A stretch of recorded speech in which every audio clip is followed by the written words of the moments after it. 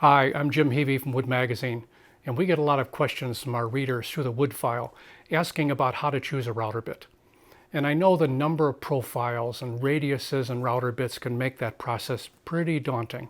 I do have a few things though that you can consider when you're looking for a router bit. And the first, and I guess most importantly to me, is look for a high quality bit. Now I know that there's no way to objectively look for a high quality bit. There's no way to test them. There's no chart out there because it really depends on how the router is being used. Was the speed high enough? Was the wood that they're using conducive to running a test? And since all of those can vary, there's no way to figure out exactly how well that bit's going to perform. I do know that all manufacturers make a good router bit, but some of them go one step further and make what I would consider a true professional bit. And some of the things to look for are these. The first is using a high quality steel for the body of that bit. This will last forever. The half-inch shank in particular will vibrate less, and there's less chance of rust, especially in those more moist areas in our country. Second thing is using virgin or first cut carbide for this carbide insert. It's going to last longer. It's far more durable. Also, the braze or weld that holds that to the body should be all but invisible. The cleaner that line, the more attention to detail they took, and the more expensive it gets. And then lastly, a quality seal bearing. This should stay dust-free. This should spin beautifully for the life of that bit. Now, I know that when manufacturers take those extra steps, that's more costly. So these bits are going to be more expensive than you'd find in regular bits. But I think that that cost is overridden by the fact that the bit's going to last all but forever. It's going to stay sharp forever, and to me, most importantly, what it's going to have is a nice clean cut. Very little chance of tear out and burns and those kind of things, which are important when you're doing routing. Now, a few of the things we can talk about are when you pick a bit for a project, look at the plans that you're getting and pick that specific bit. Don't buy a whole set of bits. I find that many sets in general have too many duplicates, too many different radiuses that you'll probably never use. And if you're going to buy a single bit, then you can trend towards a more expensive bit that will last a lot longer. Your second project that you make may not use that particular bit, so buy the one for that particular project. Slowly but surely, you'll be building a really nice set of custom bits that you use that will last all but forever. And lastly, this particular bit is what's called a multi-profile bit. It's got a lot of little cutter edges on it. Learning how to use any bit that you buy and using all those different cutters and providing maybe a little bit of imagination will allow you to get more uses out of that particular bit than maybe what it was originally bought for. You'll find that that works well. And let me give you an example, and I've got a good one.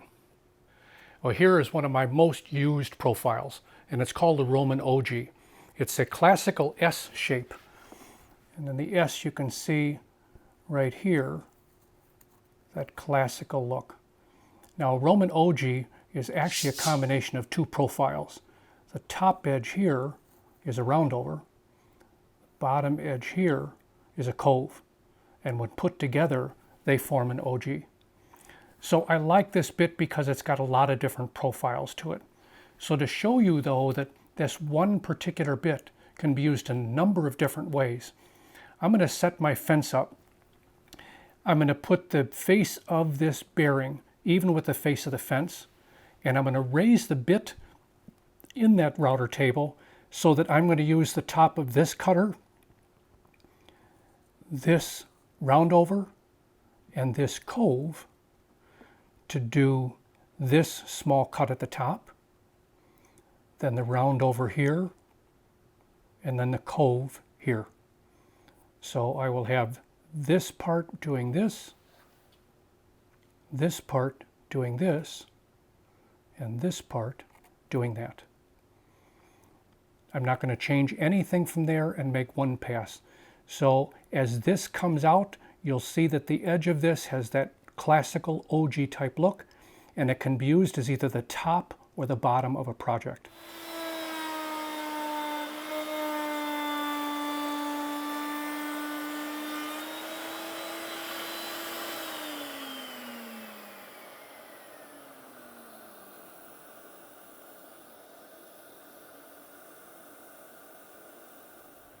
Now, without changing anything, without making any adjustments to the fence, all I'm going to do is change the position of this bit so that I can eliminate using this top cutter and only have the round over and the cove here, and that creates an ogee. Now that's without the fillet. So if I use this round over here, nice smooth edge on the top, and a cove here, I get my beautiful S shape. And again, I'm not changing anything. It's just going to run through there. That will be slightly different than the one you previously saw, and it's only because I've changed the height of that cutter.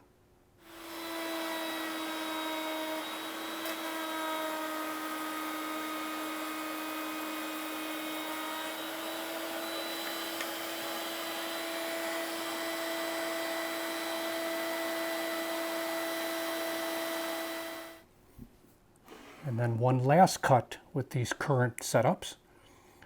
I will eliminate the top part of this to get rid of that altogether. I will eliminate the round over part, and all I want to do is use the bottom edge of that bit, which is the cove, so that that cove cuts that cove. So as you'll see it pass through the bit, you'll notice that all that's coming out of there is just the cove.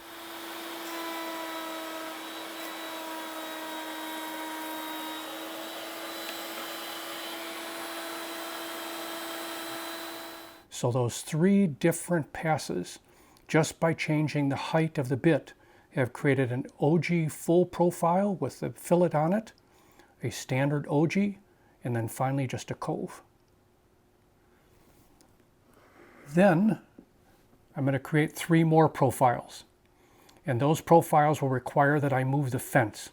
So I'm going to move the fence forward so that in effect I'm ahead of this bearing, because what I want to do is isolate any part of this cove. I only want to use the round over. So in the first cut, the round over is set up to just make the simple round over on that piece. So again, I'm just using this part, and you'll see as it's coming out of there, I'm just getting the round over.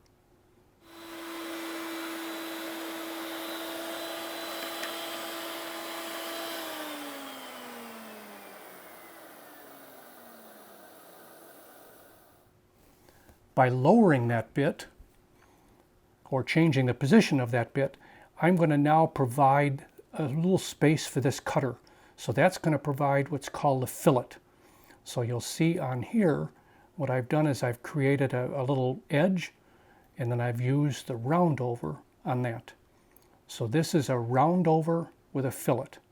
And again, I didn't do anything to the fence position. All I did was change the height of that bit.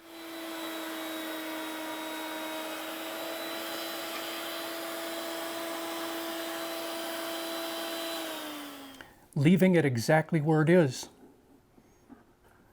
I'm going to make that same cut, and it's going to give me a fillet on the top and part of a round over in the bottom. And flipping this over and routing the opposite side will continue another fillet and another half round over, resulting in what's called a bead. It's pretty impressive as you see it come out of there. It's got a really nice look to it.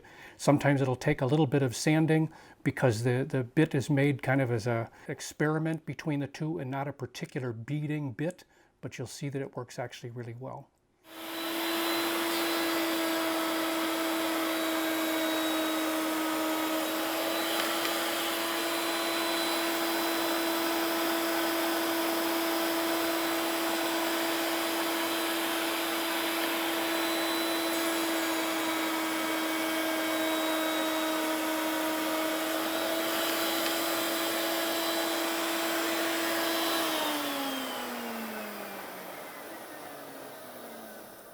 So those are the 6 different profiles that you can get out of using that bit.